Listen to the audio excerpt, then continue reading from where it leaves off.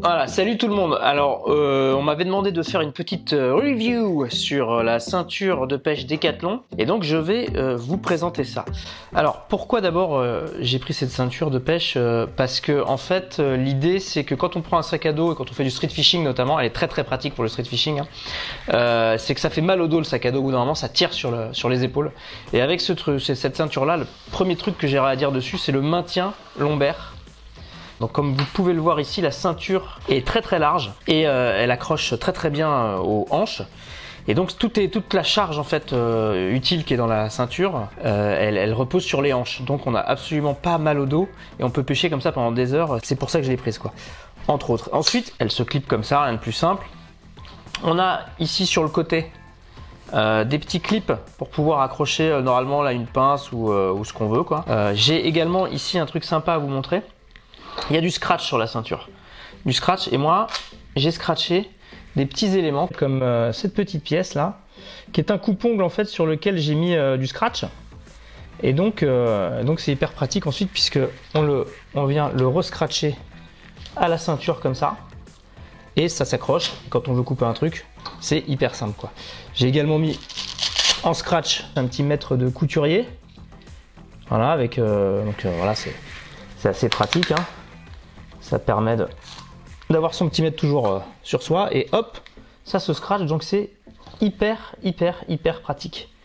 Pour le coup, c'est hyper pratique. Donc ça commence comme ça. La ceinture, déjà au niveau du maintien, c'est vachement bien. En plus là, il y a une lanière qui parcourt toute la ceinture. On peut clipper des choses aussi. Là, normalement, c'est pour mettre une pince. On passe, il y a un trou ici. En fait, on peut mettre une pince.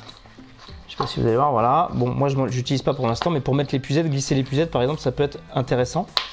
Et enfin, l'avant de la ceinture, où sur le côté on retrouve petite poche ici, où j'ai mis moi une pince, petite pince classique pour voilà, qui m'a coûté assez cher d'ailleurs cette pince, mais bon, j'ai fait des frais cette fois là. Une petite pince, voilà, dégorgeoir, ouvre anneau, bon, elle se glisse ici, super pratique. De l'autre côté, on a un petit peu le même système de poche ici, et en plus on a un filin qui se rétracte pour pouvoir mettre une pince ou des ciseaux ou des trucs comme ça. Donc ça c'est plutôt pas mal. Et on va passer maintenant à ce que je trouve très sympa, c'est-à-dire l'intérieur de la boîte. Donc c'est une boîte qui est assez rigide, le couvercle est rigide ici. Et quand on l'ouvre, quand on l'a autour des hanches, voilà ce qu'on a quoi. Ça s'ouvre comme ça. C'est hyper pratique quand on a ce genre de petite table en fait. C'est comme une petite table parce qu'il y a des lanières sur le côté comme ça. Je sais pas si vous voyez, donc ça fait comme une petite table. Ça c'est très pratique. Alors dedans, bon, qu'est-ce que j'y ai mis? Bon, moi comme c'est pour le street fishing, j'ai mis des petits leurres pour le street. J'ai mis du petit verre parce que ça peut marcher pour la perche en ce moment. Bon, voilà, des petits leurres en vrac, des petits leurres souples que je mets dans la poche avant, comme ça,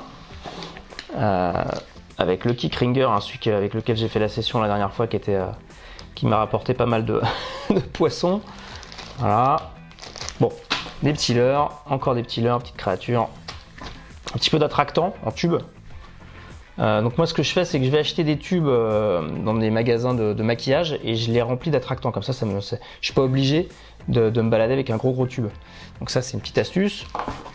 Voilà, et dedans aussi, alors là on a deux poches, j'espère que vous allez bien voir, voilà, on a deux poches, et dedans, donc j'ai mis ici, bon, moi une petite poche avec des petits insectes, donc des gamarres hein, notamment pour pouvoir pêcher le chevenne. De temps en temps, on peut en fait mettre un petit insecte en potence par-dessus un leurre, et ça peut faire la blague avec le chevenne. Donc c'est intéressant d'avoir des petits gamarres que j'ai fait moi-même d'ailleurs ceux-là. Hein. Bref, voilà, on a petite boîte de pêche. Alors ça va peut-être vous intéresser parce que c'est une boîte de pêche que j'ai achetée chez Decathlon. Donc c'est une Caperlan, hein, vous le voyez. Et elle a la particularité, je l'ai trouvée au rayon pêche de la carpe. Elles sont vendues par 4, c'est des toutes petites boîtes, c'est hyper sympa. Parce qu'elle se range partout, et dedans, voilà ce qu'on peut y mettre.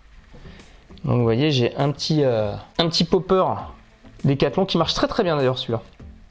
Un petit popper Decathlon qui est vraiment, il marche bien. Enfin, il pop super bien et tout.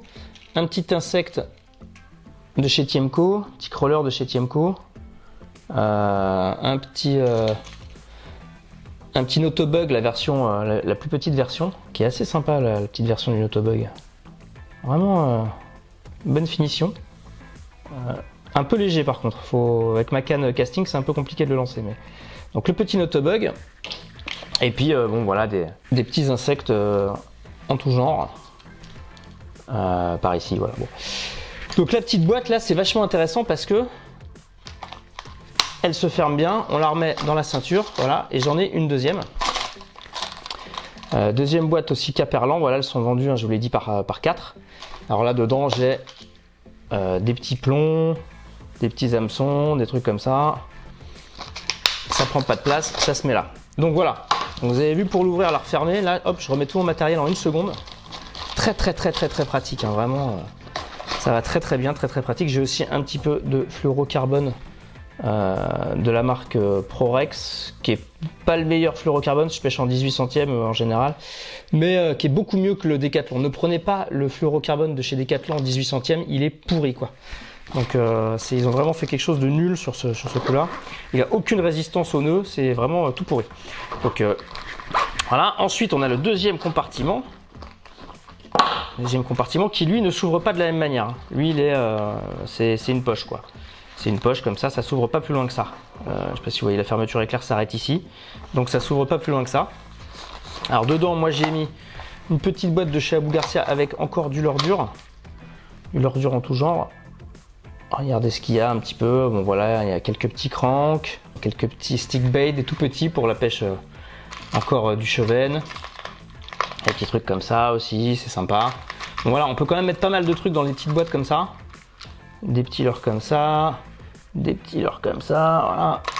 On peut mettre pas mal de trucs. Donc c'est plutôt sympa comme boîte et ça tient très bien dans la ceinture, on glisse là.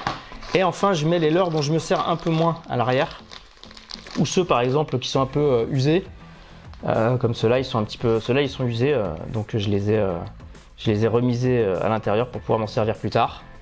Quand j'ai plus de leurre, voilà, ça c'est des leurres dont je me sers un peu moins, c'est des shad, mais ça peut prendre du poisson, donc voilà. Des petites crocs de chez Fish Up que je dois tester, qui ont l'air très sympa. Voilà, des petits insectes, bon voilà.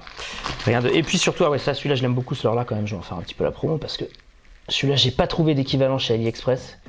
C'est le X-Layer Curly, très bon pour le cendre.